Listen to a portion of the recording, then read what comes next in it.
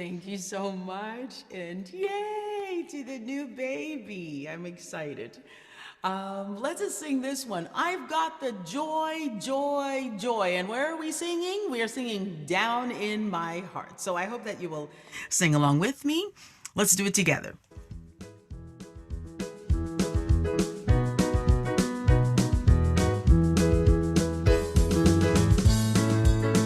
Here we go. I've got that joy, joy, joy, joy down in my heart. Where? Down in my heart. Where? Down in my heart. I've got that joy, joy, joy, joy down in my heart. Where? Down in my heart to stay. And I'm so happy, so very happy. I've got the love of spirit in my heart. Yes, I'm so happy, so very happy. I've got the love of spirit in my heart. Let's do joy again. I've got that joy, joy, joy, joy down in my heart. Where? Down in my heart. Where? Down in my heart. I've got that joy, joy, joy, joy down in my heart. Down in my heart to stay. And I'm so happy, and I'm so happy, so very happy. I've got the love of spirit in my heart. Yes, I'm so happy, so very happy. I've got the love of spirit in my heart. I've got the love. I've got the love, love, love, love down in my heart. Where? Down in my heart. Where? Down in my heart. I've got that love, love, love, love down in my heart. Where? Down in my heart to stay. And I'm so happy, and I'm so happy, so very happy. I've got the love of spirit in my heart. Yes, I'm so happy, so very happy. I've got the love of spirit in my heart. Let's go back to joy. I've got that joy, joy, joy, joy down in my heart. Where? Down in my heart. Where? Down in my heart. I've got that joy, joy, joy, joy down in my heart. Where? Down in my heart to stay. And I'm so happy, so very happy. I've got the love of spirit in my heart. And I'm so happy, so very happy. I've got the joy of spirit in my heart.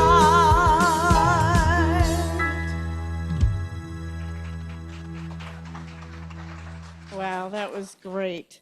Boy, you can just give Deidrey a hint about what you're going to talk about, and she always comes through with the music. That was a great way to get everybody revved up.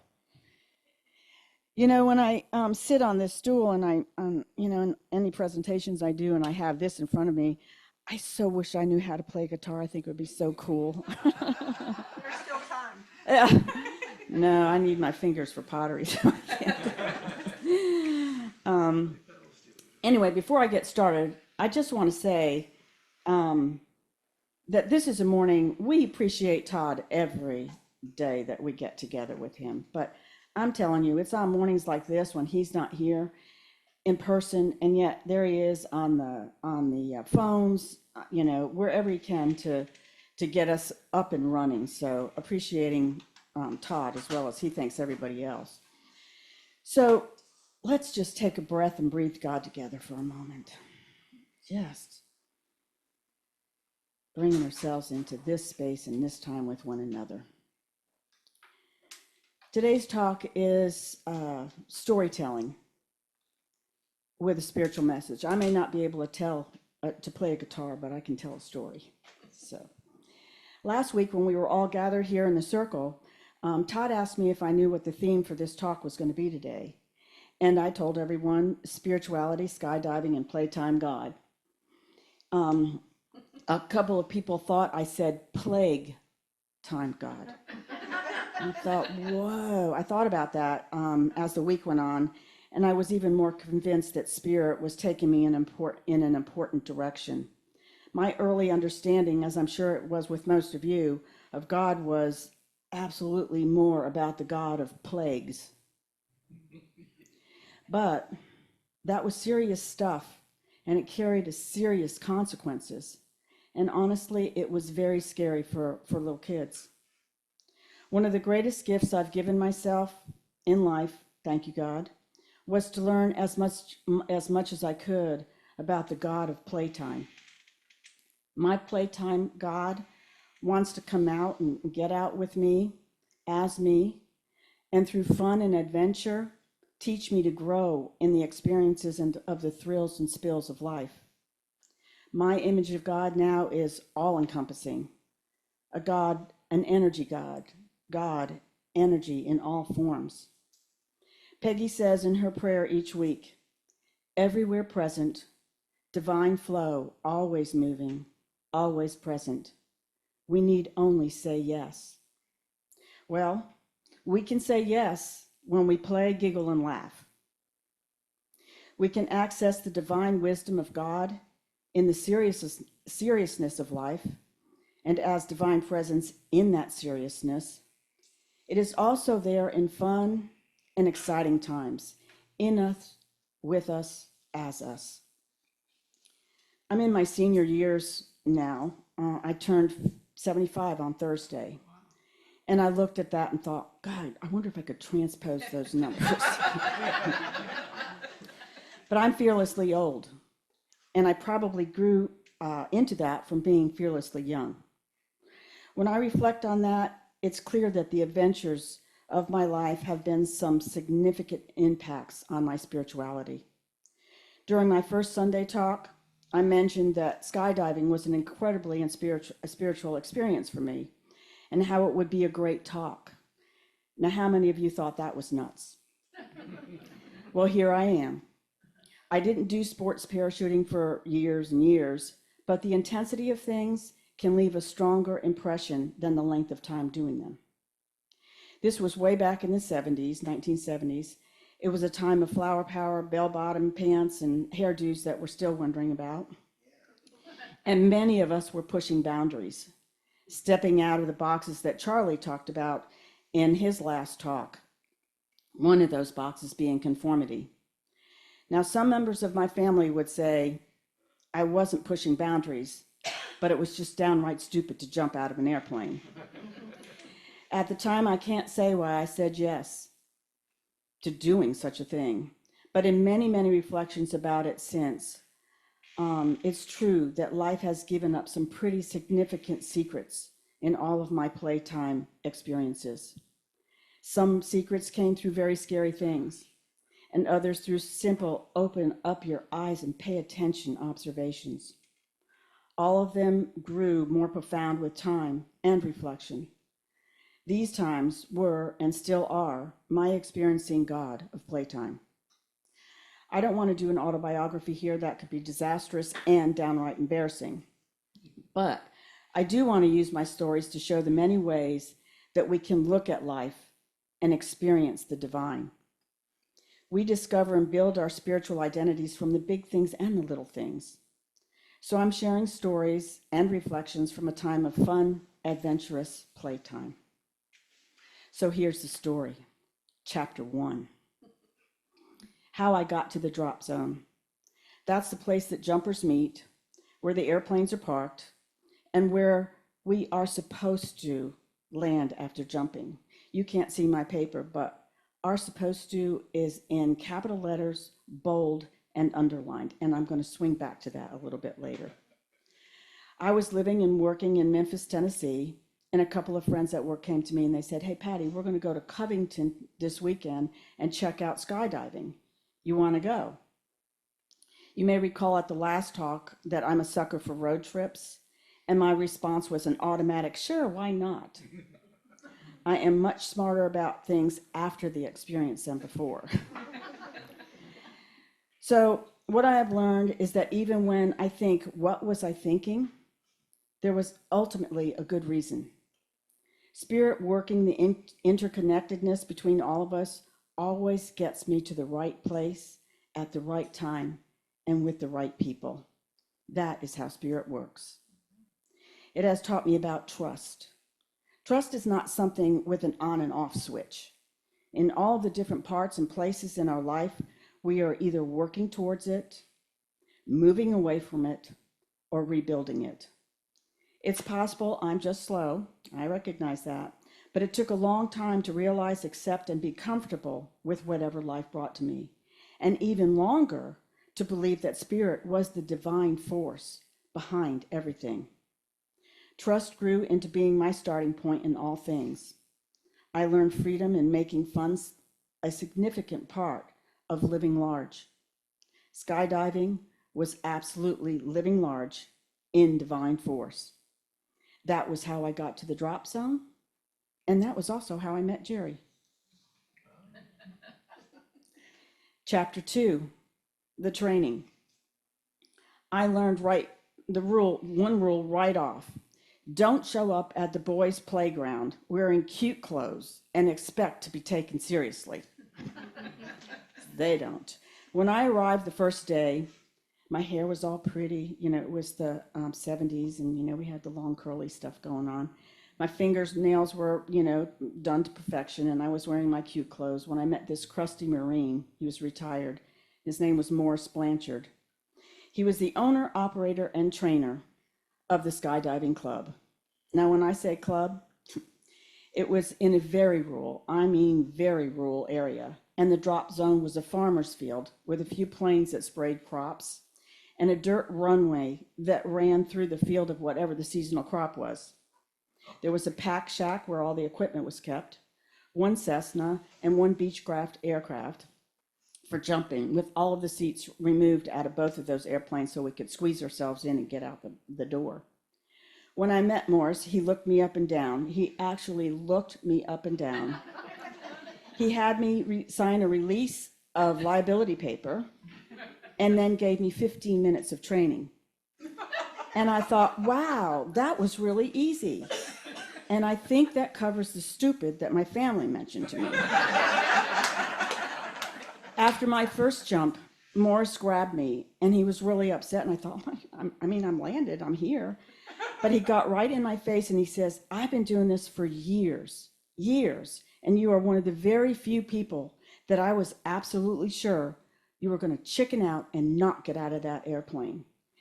And then he mumbled a few common military obscenities and said, come with me. I need to really train you now. I had already done one jump. Now, if I hadn't just had the most exhilarating experience of my life, me and my cute clothes would have been in that car heading as fast as we could back to Memphis. The real training took much longer. My first training about God and spirituality was like the 15-minute version of learning to jump out of airplanes. It was given to me as, this is all you need to know, just do it that way. I've surprised everyone and myself by needing and wanting to know more, by jumping into whatever was next and somehow connecting that to God and divine presence. All of us here know that training is a lifelong opportunity. Chapter 3, the takeoff. After I would get suited up, we all wore jumpsuits back then. We all wore jumpsuits back then, and we had boots with 2-inch soles and a helmet that always gave me helmet hair. I don't know why I worried about my hair. Anyway, I'd step into my parachute rig. I could hardly move with this huge military-style chute on the back of me, and then this reserve chute in case that one didn't work on the front of me. For my first jump and all the rest, Morris told me I would need to just sit inside the door of the Cessna we used. Well, actually, there was no door. There was just a hole in the side of the plane where there was a door. Here's what I remember as if it was yesterday. As I was sitting in the doorless doorway, there were no obstructions to watching the ground as the plane traveled down the dirt runway. I could actually, and this is all it took, go like that, and I would see the ground. All the thoughts that went through my head were about watching the ground stand still while I moved on. All of us have been launched into life, and we are all moving through it. Regardless of whether we are an observer or a participant, we are moving, even when we don't think we are. And we are always experiencing life because we are living it. And the big and, it is our decision about how we live it. Chapter 4, the strut. And this is not about the way people walk, although there was a lot of strutting around that drop zone, I have to tell you. So the first 5 jumps are at an altitude of 4,500 feet. We didn't do tandem jumps back then, just one end of a static line attached to the airplane, with the other attached to the ripcord that opened the chute.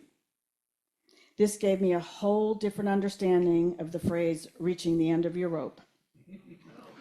Anyway, at the time, I was, and still am, 5 foot tall, and weighed, not anymore, 100 pounds. Because the equipment was so bulky and I wasn't, Morris would sit facing me in the doorless opening so that he could reach behind me. I was always sitting facing backwards in the doorway. And he would reach behind me, he would grab the bottom of my parachute, and he would turn me around, lift me up, and set me out side of the airplane to hold on to the strut. The strut is a brace that goes from the wing of the plane to the wheel housing. And just above the wheel is a little 8-inch metal bar to stand on. I would hold on to the strut until Morris gave me the signal to go. Now there's a physical thing that happens when a jumper lets go of the strut. Our bodies are in this position holding onto the strut, and we have to drop from this upright position to a flat position. It is the most disorienting part of the entire jump, and for me, it took a lot of jumps to get used to it. This is what it taught me. In life, when we let go of anything, there is a feeling of free falling and being out of control. But if we just hang in there, we will stabilize. Chapter 5, the opening. After 5 jumps, you do 5 static line jumps. Jumpers will pull their ripcords at the altitude that they choose. But on a static line, there are 6 to 8 seconds before it has fully extended and the ripcord is pulled. And then another 300 feet of about free fall. And the jumper is then jerked up as the lines extend and the chute opens, hopefully. And I have to tell you the truth. My favorite part, what I loved most, was floating downwards under an open chute. For obvious reasons, yes. But also because there's a freedom and an intense silence that can't be put into words. I could turn my chute 360 degrees and observe the world. It was silent, and it was peaceful, and it was indescribable. I got a sense of being part of an unending, very big thing as a very small being. When I talk about spiritual experiences, this is the one that got me in touch with something bigger than myself. It is an experience of freedom. Whatever God is, it's too big up for us to comprehend, and that's okay. We just need to make sure that we're doing our best ride. Chapter 6, the landing.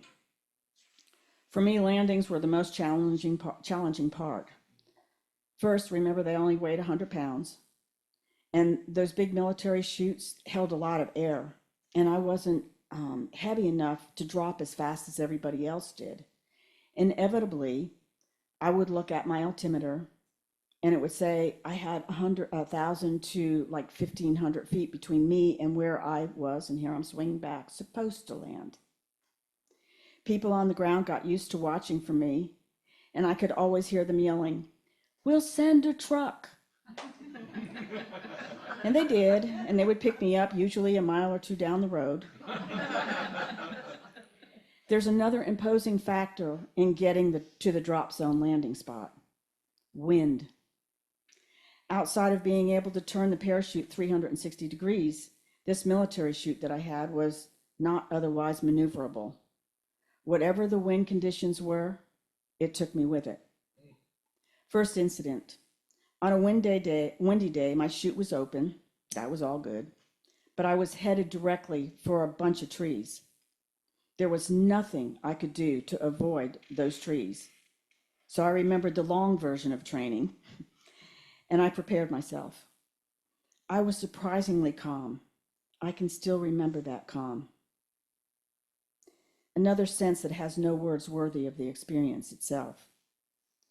I went through several tree limbs, unhurt and unscratched. That alone was amazing. And I was finally stopped when my chute got tangled up in a tree. Fortunately, I wasn't dangling too far off the ground. Several people had piled into the truck that always came to get me. And the tallest of them was also strong enough to catch me when I cut away from the chute and dropped the rest of the way. So the reflections. Wherever the wind blows us, if we allow it, there will always be people there to catch us when we fall. When we trust and recognize the abundance of divine source for all of our needs, people will always show up. The second incident, the very next weekend, because why not? More wind. This time, for the first time ever, I was actually pretty close to the drop zone. Yay. Except there were power lines. I remember again that same indescribable sense of calm. That calm has stuck with me throughout the years, showing me that in the face of the worst possible things, there is a presence of calming, loving power.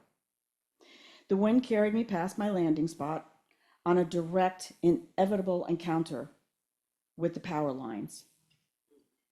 As they got closer, I realized I might be low enough to be able to cut away from my chute and drop to the ground before the impending electrocution. Possible broken bones or a better choice.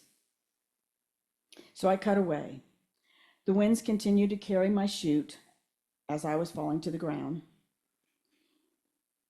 And then the lines flew up and the power lines wrapped together. There was a huge arc of light and it was so loud, deafeningly loud boom. The wind and I had single-handedly shut down the electricity for the entire town of Covington, Tennessee. But I had landed without harm. Nothing broken, nothing sprained, no scratches. I don't know what became of the chute or the electricity problem, because as I stumbled back to the pack house, Morris met me with a packed chute, and he said to me, "Patty, if you don't put this on and get back in that plane right now for another jump, you will never jump again." Now, I had lived 2 weekends in a row through 2 potentially life-threatening events. I was a little numb, and many people would have thought she's also a little dumb. But I did suit up, and I climbed into that plane for another jump. And fortunately, there wasn't a single memorable thing about that next jump. There's gratitude. My takeaway lesson. We define things, unfortunately, with words like bad and good.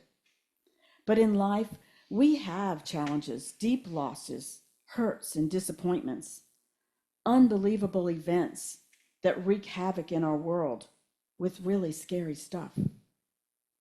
We have the option of running away or hiding away, or we can engage and suit up in our strength. There's a book my spiritual director used for a study group when he was minister in Grass Valley. The title is everything. What is in the way is the way. What is in the way is the way. It's written by Mary O'Malley. We can't circumvent the stuff that happens. It is there to help us learn and grow. Divine force moves us through it as we discover our courage and trust in God.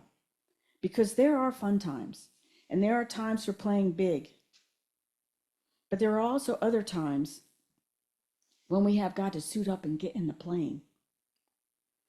There was one more significant takeaway from those 2 landings. The calm that I experienced, that came over me, was one of the most magnificent feelings I have ever felt. Every part of me felt like I was being held and carried by a power and a presence that is beyond my ability to understand. That is now the foundation of my spiritual life. I know that wherever the wind takes me, I'm not alone. Even when fear wheels its way into my thoughts, I fall into remembering that. So the next chapter. I said I found Jerry at the drop zone, and I did. He was the quiet guy. He was so nice to everyone and always available to pick me up with the truck or pack chutes or whatever was needed. You all know that's how he is today.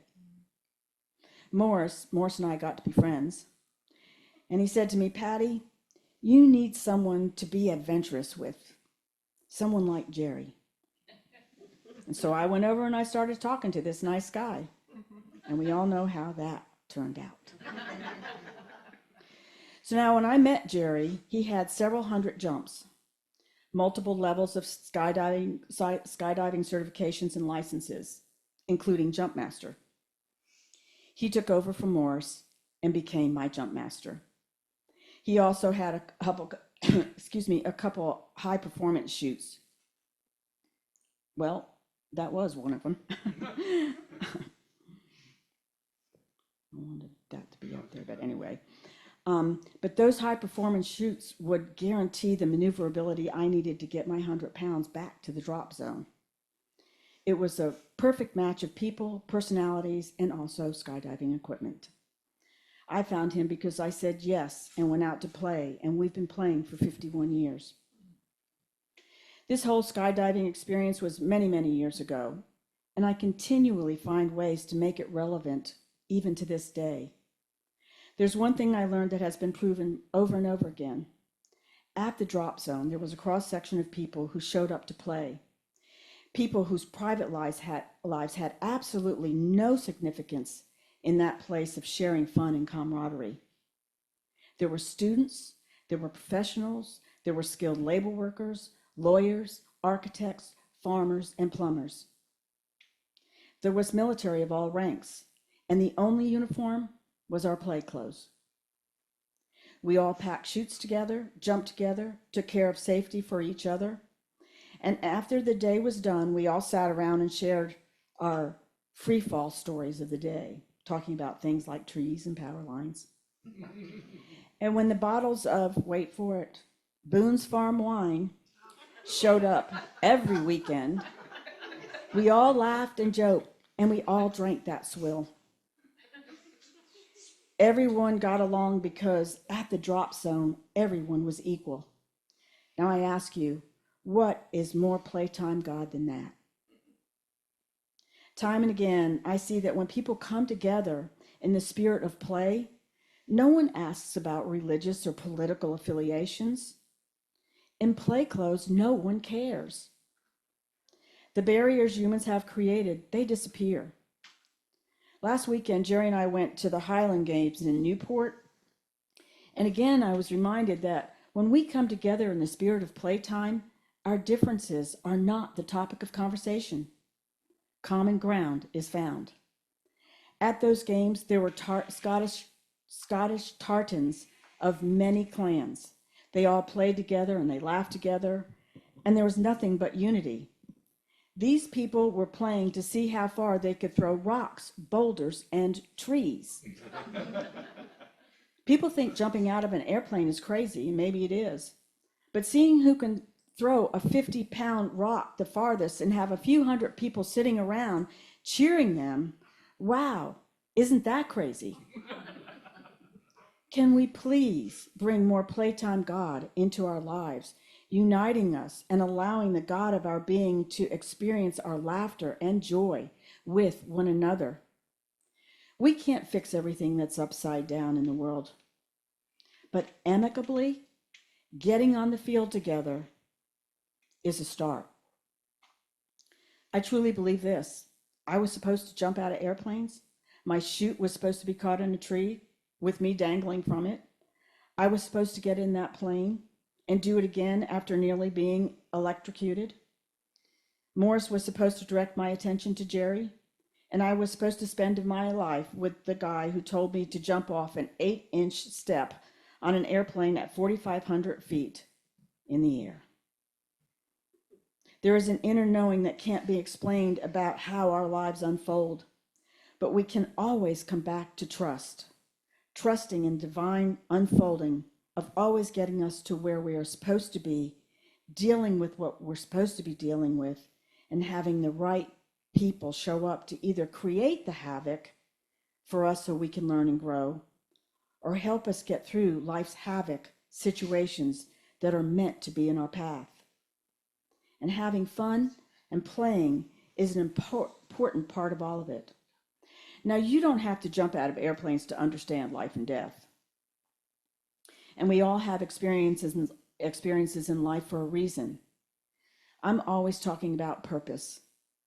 So many of us spend a lot of time wondering, what is our purpose? And worrying about whether we're fulfilling it. Well, here's my take. Your purpose, my purpose, everyone's purpose is to live in all the experiences of life. We are fulfilling our purpose by experiencing it all. Fun, not so fun, sad, happy, joyous. God as us in every moment of every experience, be it in the quiet of prayer and meditation, the challenges of family and relationships, moving, work and finances, the thrill of doing or watching sports and entertainment, or even just the simple humdrum of life. Our purpose is to live life. We cannot confuse purpose with what we are going to do in our life, where we live, how we learn, work, and play, who we're in relationships with. All of those are just the things that we do in our life. Purpose stands alone. Live life. I was asked to submit a quote before the spiritual direction graduation, and these are my words, and they sum it up pretty accurately for me. Life doesn't wait around for me to complete it. Life moves in a cycle, and I move with it. As I live life fully, learning and developing as a spiritual being, I don't complete life. Life completes me. Friends, we do not complete life. Life completes us. We should enjoy as much of it as we can, with the God who holds us in our sorrows, worries, and fears, and the God who wants us to come out and play with us. We are here to experience life and tell our stories, all of them, and that's the truth. I love all my images of God, how they show up in my life, but I have to admit, my favorite is Playtime God. It would be everyone's if we saw that everything in life is sacred, and God is the energy of that sacredness. It lets me enjoy the fun God in you and explore the fun God in me. And when we come together with our divine fun God as us, separations disappear, and we truly understand oneness. Some of you may know that the BFF team is short for Benevolence, Fun, Fundraising. We created fun shops to build community and to create fun ways of taking care of one another, to do what we needed to do to make sure that our friends in this community are assisted in their time of need. With Playtime God, we've raised a lot of money because everyone here participates in fun. We know that taking care of ourselves can be fun, and that taking care of one another can also be fun. I invite you this week to look at the things that seem to be a drudge in your life and ways to find your shifts and shift your thoughts to be energized by the power of Playtime God within you. We certainly cannot ignore the unfun of the world around us, but we can find ways to manifest joy and raise the vibration on this planet to a higher value. I want us to engage our Playtime God for ourselves and with one another.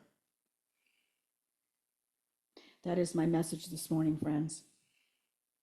I thank you for being here in each other's presence and sharing it with me. Get in touch with your playtime God.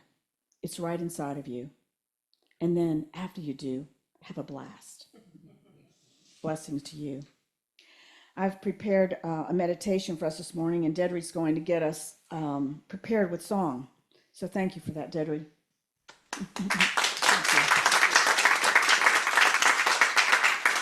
Thank you, Patty. Let us sing this one. I will sing it a few times until you get the hang of it, and then we will sing it together. The Power of Now.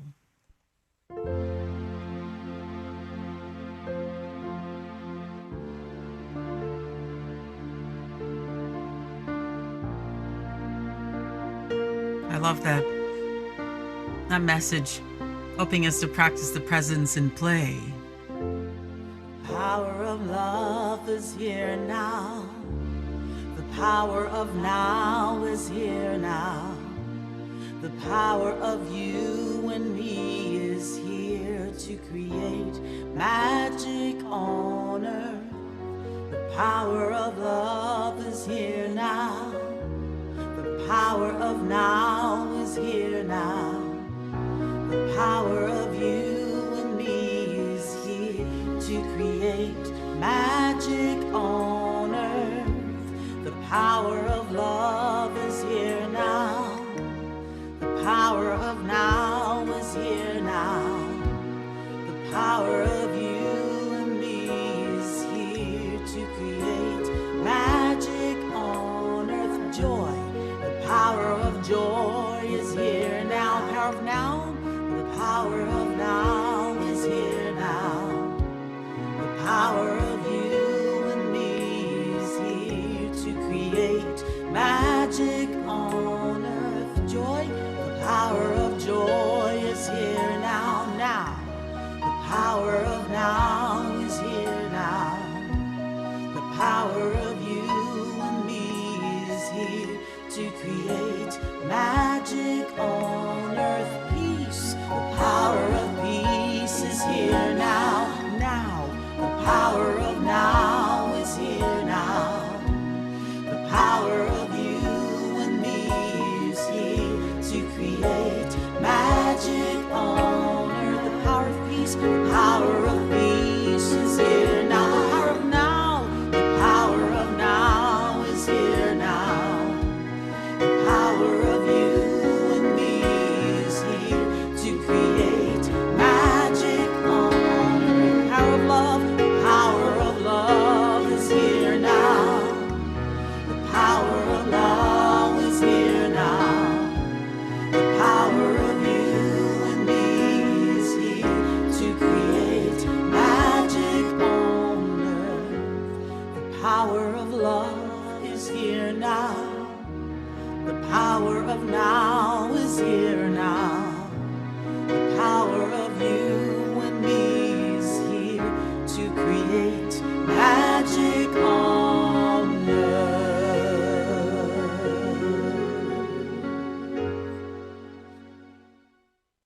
Thank you, Deidrey.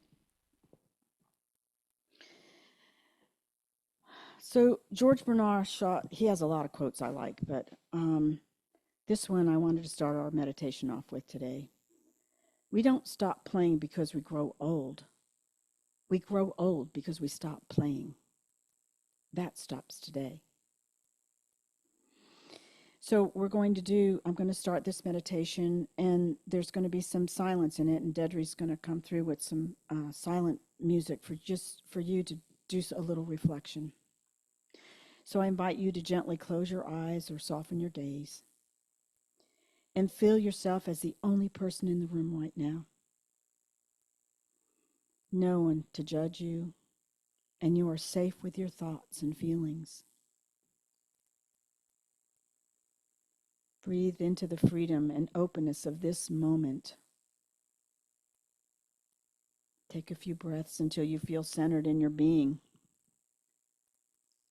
And when you find that center point, allow your mind to wander around in itself and find a memory of you being in absolute bliss of playing.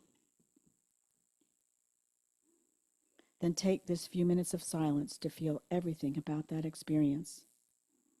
Allow it to talk to your body about how good it feels.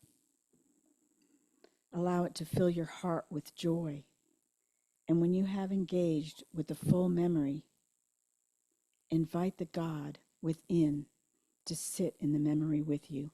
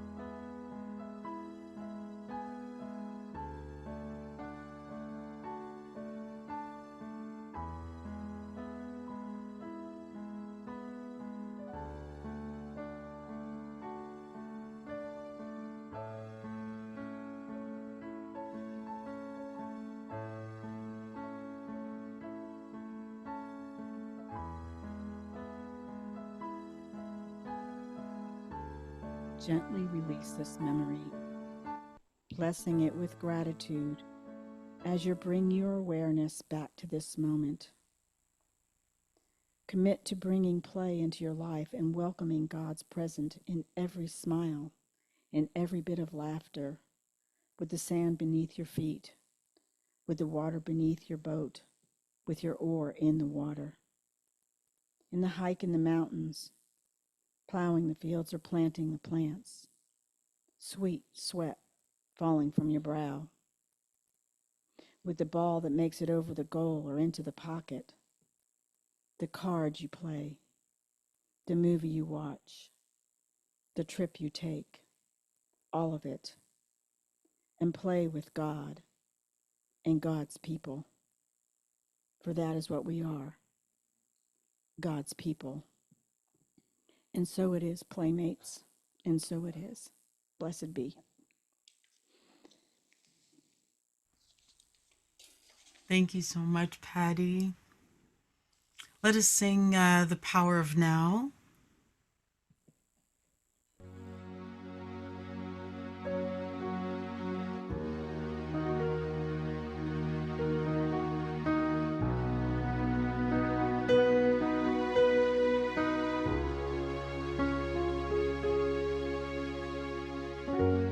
The power of love is here now. The power of now is here now. The power of you and me is here to create magic on earth. Magic on earth.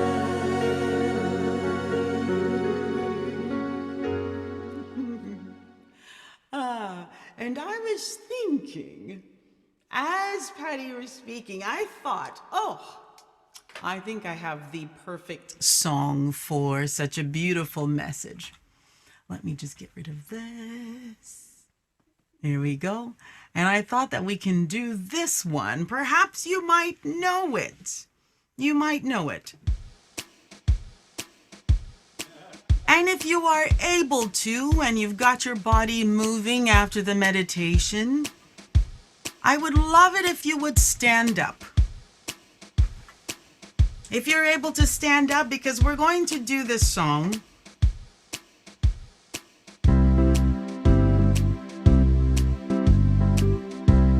Are you ready?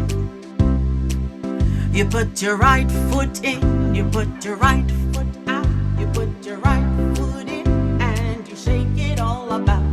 You do the hokey pokey, you turn yourself around. That's what it's all about. Left foot, you put your left foot in, you put your left foot out, you put your left foot in, and you shake it all about. You do the hokey pokey, you turn yourself around. That's what it's all about. Head, you put your head in, you put your head out, you put your head in, and you shake it all about. You do the hokey pokey and you turn yourself around. That's what it's all about. You put your right hand in, your right hand out, your right hand in, and you shake it all about. You do the hokey pokey and you turn yourself around. That's what it's all about. Left hand, you put your left hand in, your left hand out, your left hand in, and you shake it all about. You do the hokey pokey and you turn yourself around.